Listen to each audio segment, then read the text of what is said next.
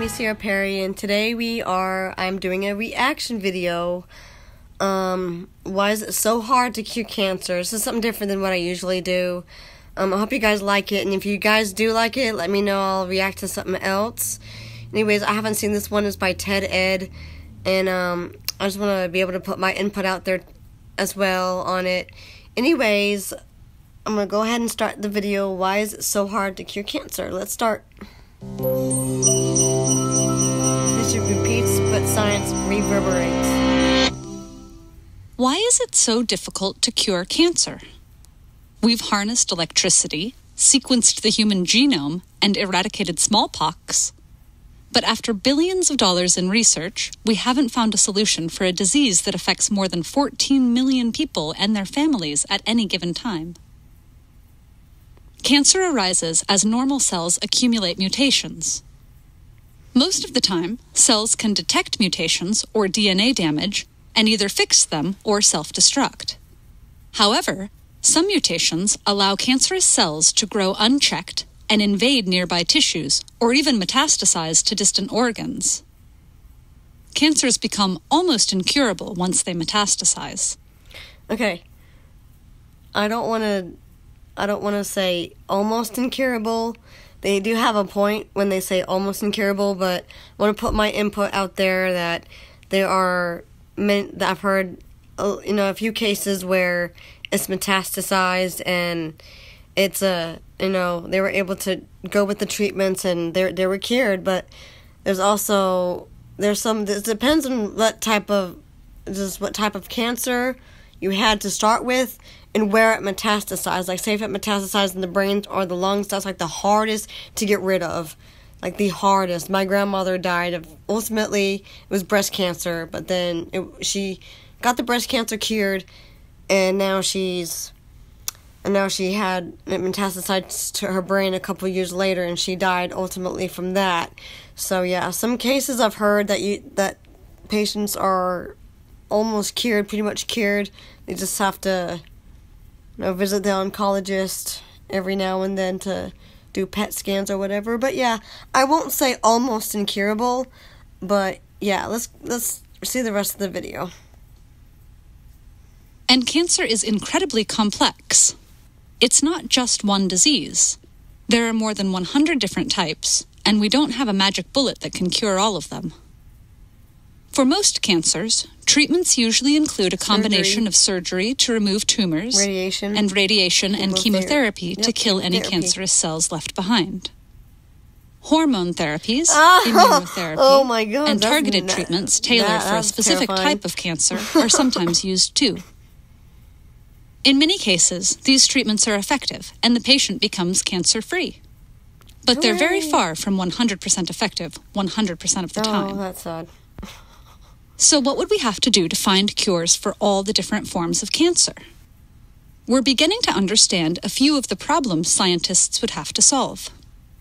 First of all, we need new, better ways of studying cancer. Most cancer treatments are developed using cell lines grown in labs from cultures of human tumors. These cultured cells have given us critical insights about cancer genetics and biology, but they lack much of the complexity of a tumor in an actual living organism.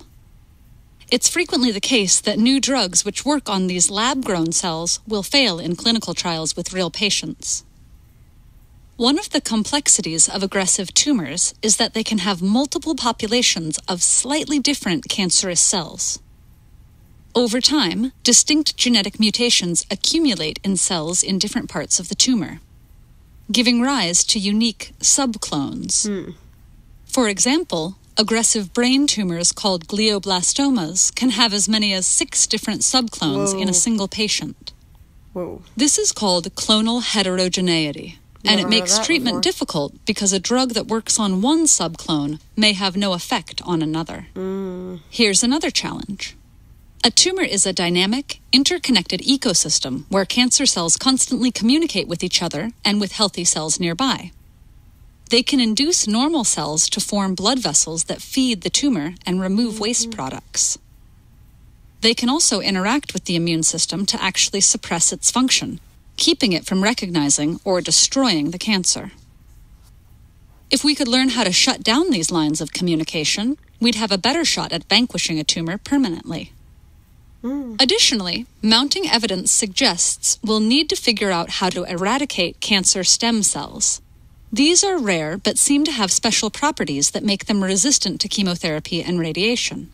In theory, even if the rest of the tumor shrinks beyond detection during treatment, a single residual cancer stem cell could seed the growth of a new tumor. And I think what they're talking about there is called recurrence, where you've done the chemotherapy, you've done the radiation, you've done everything, and you're cancer-free, so they say, but then years later that what they were talking about, how it will just start very, very small and just grow and to, let's say, a new tumor, and that's called recurrence. So that's why cancer's a pretty tricky topic here, you know. Anyways, let's see what else they got to say. Figuring out how to target these stubborn cells might help prevent cancers from coming back. Recurrence. Even if we solved those problems, we might face new ones. Cancer cells are masters of adaptation, adjusting their molecular and cellular characteristics to survive under stress. When they're bombarded by radiation or chemotherapy, some cancer cells can effectively switch on protective shields against whatever's attacking them by changing their gene expression. Woo. Malignant cancers are complex systems that constantly evolve and adapt. Invasive cancer. To defeat them, we need to find experimental systems that match their complexity, and monitoring and treatment options that can adjust as the cancer changes. But the good news is, we're making progress. Even with all we don't know, the average mortality rate for most kinds of cancer has dropped significantly since the 1970s and is still falling. We're learning more every day, and each new piece of information gives us one more tool to add to our arsenal. History repeats, but science reverberates. That's a quote from the Pulitzer Prize-winning book, The Emperor of All Maladies, a biography of cancer. We highly recommend you read or listen to this extraordinary book. If you visit audible.com/TED-Ed, you can download an audio version of this book for free. TED-Ed is a non-profit, and using either of these methods to select your next great book helps us continue to create free educational videos for everyone. And that was pretty good. That was pretty good, I gotta say. I can actually take a lot from that video. There's a couple things I haven't heard before. You know, I think one thing they may have missed, though, is, you know, genetics can tie into it too. A lot of genetics. I'm about to take some genetic counseling and do a lot of genetic testing to make sure that my breast cancer, you know, isn't as bad as they think it is. Right now I'm going through chemotherapy, you know, everyone knows what's going on. Got my hats and everything. Anyways, guys, I hope you guys like it. I want you guys to like and subscribe, and if you guys like these type of videos, I'll make more. Just let me know, and I will see you guys soon in another video. Thanks.